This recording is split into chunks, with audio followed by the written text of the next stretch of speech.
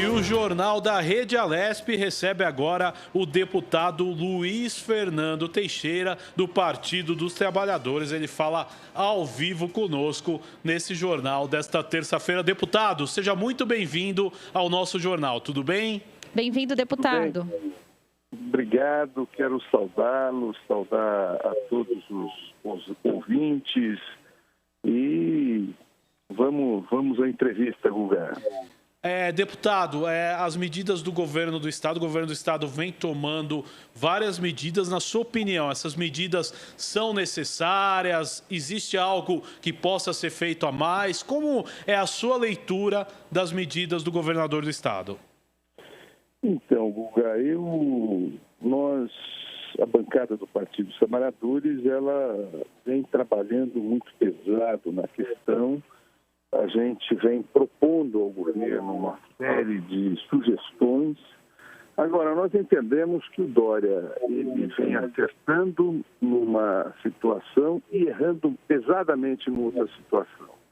Ele vem acertando na questão da quarentena, né, do isolamento horizontal. Ele vem acertando no sentido de entender que essa pandemia é uma coisa séria. E digo isso porque, por mais óbvio que seja, nós temos um deslocado na presidência da República que insistentemente vem dizendo que isso é uma gripezinha, que isso é um resfriado e que não tem problema algum. Então, nesse sentido, a gente entende que o governador Dória vem acertando. Agora, está tomando a medida pesada na questão do isolamento e se esqueceu das comunidades mais carentes, se esqueceu das nossas favelas, da nossa população na linha da miséria, na linha da pobreza. Nenhuma medida nesse sentido vem tomando. No primeiro momento, ofereceu merenda somente àqueles que estão no CAD único. Como é que você separa uma criança A da B? Essa aqui vai comer e esta não vai comer. Se está estudando na rede pública estadual é porque a família é humilde, a família não tem condições e hoje essa pandemia ela atinge toda a sociedade. Atinge a classe média sobremaneira, a classe média baixa de forma pesada, né? Os nossos pobres que não são miseráveis, que não estão incluídos no CAD único frontalmente, né? E o governador fazendo acepção. Só vão comer esses aqui não. Na medida que o Partido dos Trabalhadores e outros partidos conseguiram uma vitória a nível nacional de dar um subsídio a famílias de baixa renda no valor de R$600 e R$1.200 para mães também cuidarem de suas famílias, o governo do Estado de São Paulo nenhuma medida nesse sentido vem tomando. Nenhuma, absolutamente nenhuma. Né? Vem fazendo muita mídia, vem fazendo muito marketing, mas assim, falta medidas absolutas. Por exemplo, o pequeno comerciante, o médio comerciante, o grande comerciante, eles estão sem faturar. Quais são as medidas que o governador tomou para mitigar o desemprego, para mitigar a quebradeira? Nenhuma medida no estado mais rico desse país, o estado mais populoso desse país, o governador tomou no sentido de fazer esse debate. O que é que nós podemos / devemos fazer para não deixar quebrar? Óbvio, o pessoal tem que ficar em casa, mas e daí? Quais são as isenções tributárias que estão sendo tomadas? Né? Nós vemos o mundo agindo e o Dória fazendo muito espetáculo. Então, assim, a minha avaliação das medidas. Temos apoiado as medidas, nós liberamos dinheiro para o Dória, nós liberamos a situação de calamidade pública por Dória, eu digo nós, a Assembleia Legislativa, com apoio integral da bancada do Partido dos Trabalhadores. Agora, está tomando de forma acertada a questão do isolamento, né? Mas, assim, medidas que venham mitigar a questões econômicas, nenhuma, né? E as questões sociais ainda, nenhuma. Está distribuindo 1 milhão de cestas básicas quando nós temos muitos milhões de famílias que estão necessitando dessa ajuda, dessa cesta básica. Então, assim, sabe, medida para fazer espetáculo, medida para ir para a mídia, para dizer estou fazendo, eu creio que o governador Dória, assim como o presidente da República, estão prestando um desserviço ao país, à economia do país, à questão social.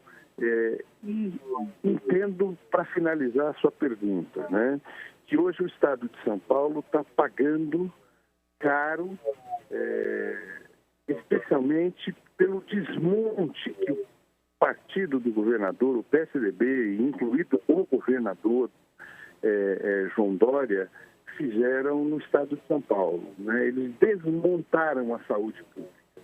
Né, hospitais que poderiam e deveriam estar agora à frente desse processo, como a Unicamp, foi arrebentado pela gestão Dória, pela gestão Alckmin, né? Os nossos auxílios, por exemplo, São Bernardo do Campo, o prefeito Luiz Marinho construiu, projetou, buscou financiamento para a construção de um hospital de urgência e emergência. Se não fosse o Bolsonaro mandar um dinheiro agora, o Dória não mandou o dinheiro, 20 milhões, 25 milhões, para equipar esse hospital. Então, assim, o governador Dória, ele tem feito bem a questão, entendeu que é grave, mas, assim, não tem aptidão para gerir um estado do tamanho de São Paulo, né? É um marqueteiro. Tem nenhuma medida tomada para mitigar a fome nas nossas comunidades, nenhuma medida tomada para mitigar os problemas que um isolamento acertado provoca na economia do Estado. Enfim, não há isenção de ICMS, não há isenção. O governador Dória teria que, nesse momento, acabar com as isenções tributárias por seus amigos, que somam aí algo em torno de 17 bilhões de reais ano, né, para pouquíssimos amigos, para que esse dinheiro viesse efetivamente ser aplicado no combate a esse coronavírus. Segundo, efetivamente, por conta desse desmonte que o governador provocou, né, na saúde do Estado, pegou os nossos hospitais sem EPIs, sem básicos, máscara, não tinha álcool em gel, não tinha absolutamente nada, né? Então agora está fazendo contratação emergencial de enfermeiros que já deveriam estar trabalhando na rede pública, né? Mas fruto desse desmonte que ele provocou, o fechamento de leitos, a deterioração da saúde pública, sobretudo nos hospitais do Estado, em todo o Estado de São Paulo. Então, assim, você acha que o governador está fazendo tudo o que é possível? Não. Muito aquém do necessário, né? A única medida que eu diria que tomou acertadamente, graças a um grande infectologista que nós temos no Estado de São Paulo, doutor Davi Wipp, né, foi o isolamento. Fora isso, o Dória tem sido um desastre, né, na falta de tomar medidas, né? Não é à toa que São Paulo é o foco dessa pandemia no Brasil, né? Os números são assustadores e a velocidade do governador, ela anda a 10 por hora num momento que nós tínhamos que estar andando a 200 por hora.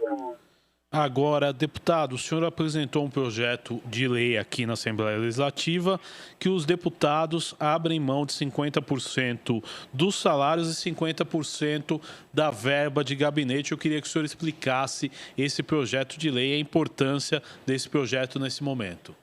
Olha, é um projeto extremamente polêmico, né? Eu apresentei porque eu creio que esse é o momento de todos darmos a nossa cota de sacrifício. É óbvio que toda vez que você fala de botar a mão no bolso do ser humano, você tem uma grande polêmica, uma grande rejeição.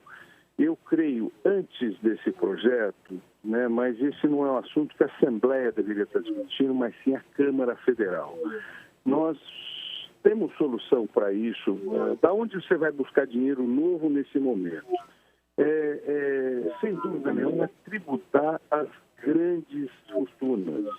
Nós temos aí algo em torno de 20 pessoas, 30 pessoas no Brasil que detêm um percentual muito grande da nossa riqueza. Se o governo tomasse uma medida de tributar, você imagina pegasse algo em torno de 2%, 3% de tributo, tá, a essas grandes riquezas, você teria verba necessária para fazer o enfrentamento do Covid-19, para comprar equipamentos, medicamentos, respiradores, máquinas, EPIs, enfim, tudo que é necessário para fazer esse enfrentamento.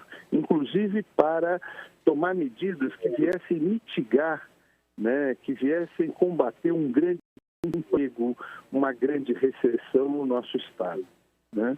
Então, assim, esse acho que é o foco. Porém, hoje, é interessante, Guga, essa doença, ela foi trazida para o Brasil não pelo povão, mas sim pelos ricos, que estavam viajando a passeio fora do Brasil e trouxeram esse vírus para cá. Mas quem está pagando essa conta são os pequenos. A priori, os pequenos, os médios e os miseráveis. Eles estão pagando essa conta com o desemprego, com a fome, né? E aí, o que nós entendemos? Né? E fomos os primeiros a apresentar o projeto na Assembleia Legislativa, protocolei por volta do dia 20 de março, um projeto onde todos os deputados abririam mão, enquanto durar essa crise, de 50% dos seus salários, né, e 50% da verba de gabinete. Isso vem resolver? Não, isso é um exemplo, isso vem mostrar para a sociedade que não só ela está pagando, e os políticos também na Assembleia Legislativa também estariam fazendo um sacrifício para que esse dinheiro fosse revertido no combate ao Covid-19. Né? Eu creio muito nisso, e enquanto esse projeto não vem sendo aprovado e não vem sendo discutido, eu particularmente venho fazendo a minha parte, porém não revertendo esse dinheiro especificamente para o governo do Estado de forma oficial, como nós fizemos, mas complementando um serviço que o governo deveria estar fazendo e não faz a contento, que é na aquisição de cestas básicas para que a gente possa estar distribuindo nas comunidades mais carentes, sobretudo na Grande São Paulo, né, nas favelas e tal. Então, isso a gente já vem fazendo, e nós queremos ver esse projeto discutido. Não foi um projeto que a gente apresentou com qualquer interesse politiqueiro, porque depois que eu apresentei o projeto, protocolei esse projeto, pedi o apoio no grupo dos deputados da Assembleia para que esse projeto pudesse ser pautado. Numa das reuniões, eu sugeri ao presidente que fizesse esse debate dentro da Assembleia, até porque não é justo que só o povo faça esse sacrifício. Nós que somos autoridades, mandatários, precisamos dar o exemplo. Né? A posteriori, depois que o nosso projeto foi apresentado, alguns deputados, inclusive a Rainha do Golpe, a pseudo-jurista Janaína Pascoal, também apresentou um projeto no mesmo sentido, né? Mas com muito mais para fazer política, porque se ela apoia a ideia, por que ela não apoia que o nosso projeto venha ter andamento? E aquele maluco também, travestido de deputado, aquele Arthur Mamãe Falei, também apresenta a mesma ideia. O menino do MBL, aquele menino que não sabe o que faz na Assembleia Legislativa, porém foi eleito democraticamente, está exercendo, está tentando desempenhar um papel de deputado, embora nunca fale absolutamente nada, quando fala besteira. Mas voltando ao foco da conversa, esse projeto é um projeto polêmico, né? Mas eu quero ver esse projeto discutido. Nós estamos, agora não adianta eu falar e não ter ação. Enquanto ele não estiver sendo aprovado, eu estarei revertendo essa parcela do meu salário na aquisição de cestas básicas para que a gente possa distribuir nas comunidades que estão com fome, né? Mas a lógica do projeto é essa, que todo deputado, enquanto durar a situação de emergência, no estado de São Paulo pudessem reverter 50% do seu salário para o governo do estado, para a área da saúde, para ser usado especificamente, exclusivamente no combate dos efeitos do coronavírus, né? E também 50% da sua verba, da verba de gabinete de cada deputado também pudesse ser revertido. Isso seria uma forma da Assembleia Legislativa, do Legislativo Paulista, da Casa do Povo de São Paulo, demonstrar o seguinte: nós também estamos fazendo a nossa cota de sacrifício. Antes de ser deputado, cada um dos deputados tinha como viver, né? Nós entendemos que ser deputado estadual, embora a gente trabalhe de período integral, isso não seja uma profissão. Então, é legítimo que nós possamos fazer esse sacrifício, que todo o povo está sendo vítima hoje desse sacrifício, né? Então, esta é a lógica dessa propositura nossa. Nós vamos brigar para que isso vá à frente, né? Sabemos de que é difícil um projeto desse naipe passar na Assembleia Legislativa, mas nós vamos lutar para que ele seja avaliado, seja aprovado, e nós estaremos dando um exemplo. Porque eu tenho certeza que se a gente aprova isso na Assembleia Legislativa de São Paulo, isso vai nas Assembleias Legislativas do Brasil inteiro. Segundo, isso vai ao encontro das câmaras municipais do nosso Brasil, né? Nas nossas 645 municípios de São Paulo, você imagina diminuir o salário dos vereadores, diminuir os salários dos secretários municipais, dos prefeitos, e isso vai, inclusive, de encontro ao governo estadual, né? Isso poderia servir de exemplo para que o poder que mais ganha nesse país são salários desproporcionais, que é o judiciário, né? Que os nossos desembargadores tivessem. Tem desembargador que o salário ultrapassa 100 mil reais, né? Ele viver com só 50 mil reais, isso não seria sacrifício nenhum, né? Então, assim, essa foi a intenção. Se nós conseguirmos aprovar esse projeto na Assembleia Legislativa de São Paulo, eu creio que o Legislativo de São Paulo terá marcado um grande gol. E eu não tenho problema, Guga, para finalizar essa fala, quanto à autoria. Eu abro mão da autoria. Acho que esse projeto tinha que ser um projeto assinado pelos 94 deputados, né? E seria um exemplo para o nosso país. Terminou a pandemia, os salários podem voltar ao normal e a gente continuar a vida que segue. Deputado, aqui é a Tayana. Deputado, pegando a sua fala do começo, o senhor falando até que é a favor da medida do governo de isolamento social. Agora a gente sabe que aumentou muito o movimento nas ruas. A gente sabe que muita gente já está saindo de casa, até por desespero, eu acho, alguns pequenos empreendedores, né, acabam saindo de casa. Muitas pessoas tiveram suspensão do contrato de trabalho e eu queria saber o que o senhor tem, qual o recado que o senhor tem para essas pessoas, né, que estão saindo de casa, às vezes por desespero, às vezes por ser uma parcela da sociedade que talvez não está recebendo o auxílio que esperaria receber e está aí numa situação mais complicada. Dani, primeiro te cumprimentar.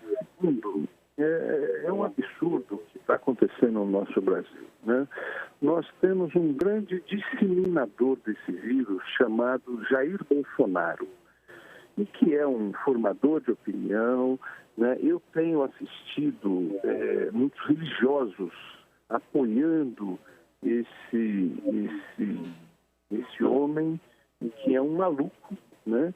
E que, diferentemente do mundo, o mundo todo chegou à conclusão que a forma de diminuir os efeitos nocivos desse vírus é que nós façamos esse isolamento social, né? Não é nem distanciamento, é isolamento. Qual é o problema? Sobretudo no nosso país, um país do terceiro mundo. Esses últimos governos que tem tido no Brasil, sobretudo depois que tiraram a Dilma, eles aprovaram uma PEC, né, que limitou os gastos na saúde. Isso, o que fez? Sucateou os nossos equipamentos de saúde. Se essa pandemia ela tiver um pico, não precisa ser nem um grande pico, mas se ela tiver um aumentozinho, né, isso vai dar uma crise muito grande nos nossos equipamentos de saúde, vai ser o caos. Por quê? Porque nós não teremos local para cuidar dos nossos infectados. Esse é o grande problema. O isolamento, ele não tem outro efeito senão não deixar sair da curva, como já vem saindo, tá?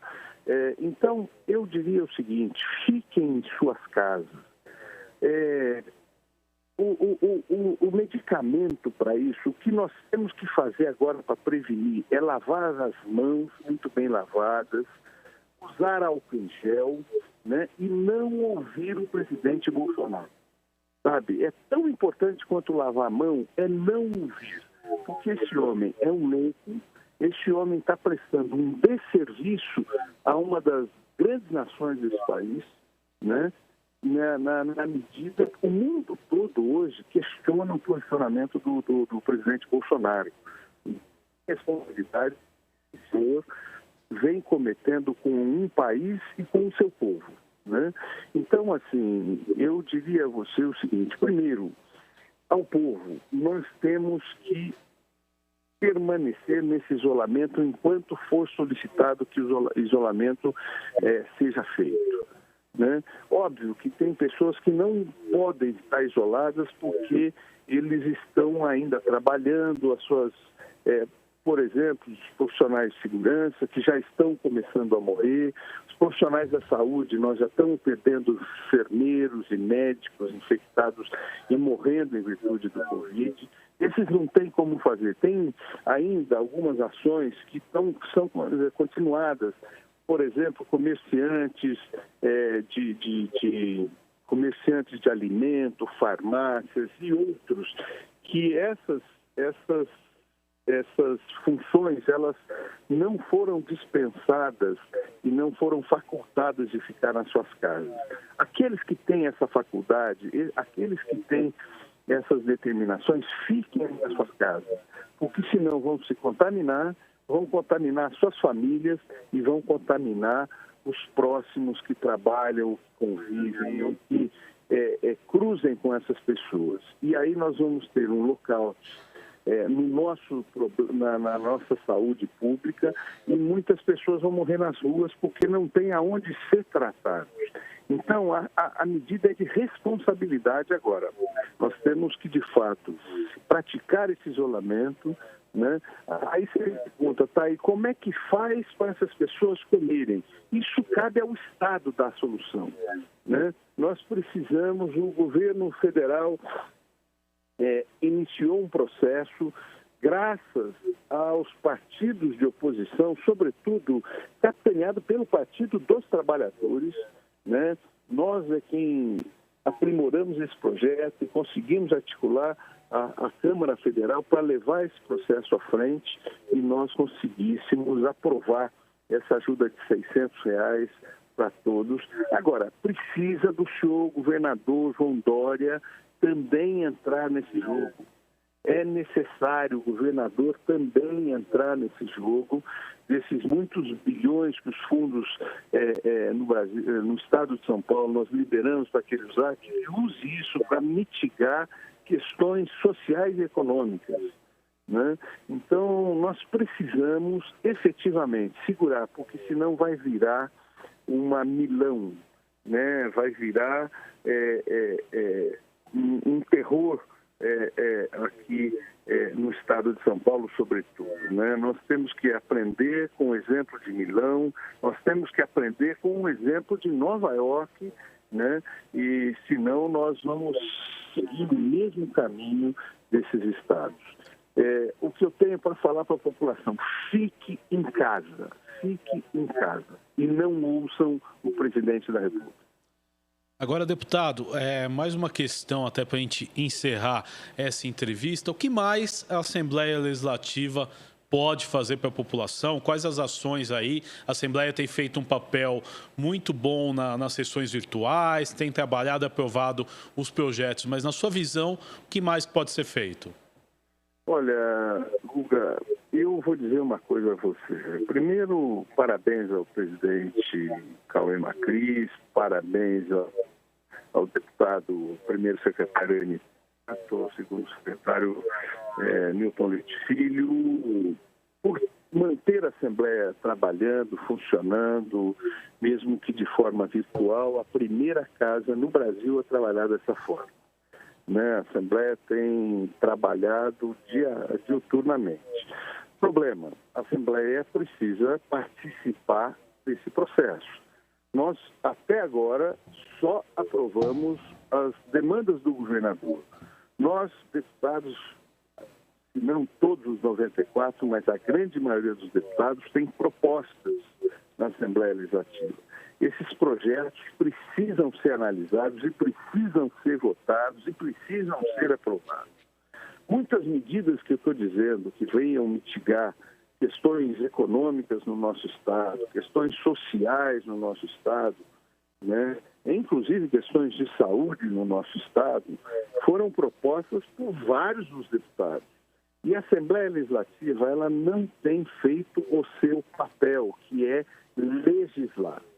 A Assembleia Legislativa é importante que os ouvintes da Rede Alesp tenham conhecimento. A Assembleia Legislativa hoje ela tem uma produção própria ínfima. Por quê? Porque o governador e o PSDB não permitem, né, que os deputados aprovem projetos de lei. Quando aprova, o governador fatalmente veta esses projetos de lei. E aí, quando é para a gente derrubar os projetos de lei, a gente também derrubar o veto aos projetos de lei, a gente tem tido dificuldade. Eu quero ver essa Assembleia Legislativa votar projetos. Votar como a Câmara Federal votou esse, de auxílio à população de baixa renda. A Câmara Federal acabou de aprovar um projeto de apoio do governo federal aos estados, né? E a Assembleia Legislativa, ela está devendo, né, a bancada do governador, de apoio ao governador Dória, que é a maioria da Assembleia, tem vetado esses assuntos ir à frente. E aí eu quero dizer da responsabilidade do presidente da Assembleia, Cauê Macris, de pautar os projetos dos deputados, né? Quem está fazendo uma análise desse projeto é o deputado Camarinha, é um deputado governista que naturalmente vai botar projetos que não tenha problema para o governador. Não, a Assembleia não pode ser um puxado do governo do estado de São Paulo, um puxadinho do Palácio dos Bandeirantes. A Assembleia Legislativa de São Paulo precisa fazer o seu papel, que é efetivamente ajudar a legislar para que nós possamos mitigar esses efeitos desta pandemia que assola o mundo, né? E São Paulo não pode ficar refém de uma Assembleia que não produza as suas próprias leis, e ali estão os representantes do povo. Então, assim, falta muito para a Assembleia Legislativa cumprir o seu papel, né? E eu torço muito para que, nesse momento de crise, uma crise que a nossa geração e outras gerações que nos antecederam não viveram. O Brasil viveu uma situação parecida em 1918 com a gripe espanhola e agora vive essa pandemia no mundo e que assola o nosso país. Então, a Assembleia precisa mostrar que veio, e o momento dela mostrar que veio é agora. Deputado Luiz Fernando, eu quero agradecer a sua participação no Jornal da Rede Alesp desta terça-feira. Até uma próxima oportunidade. Muito obrigado, viu? Obrigada. Bom dia, deputado. Eu que agradeço a vocês e que Deus abençoe o nosso país e, sobretudo, o povo do estado de São Paulo. Obrigado, deputado. Esse foi o deputado Luiz Fernando Teixeira, do Partido dos Trabalhadores, que participou do Jornal da Rede Alesp especial desta terça-feira.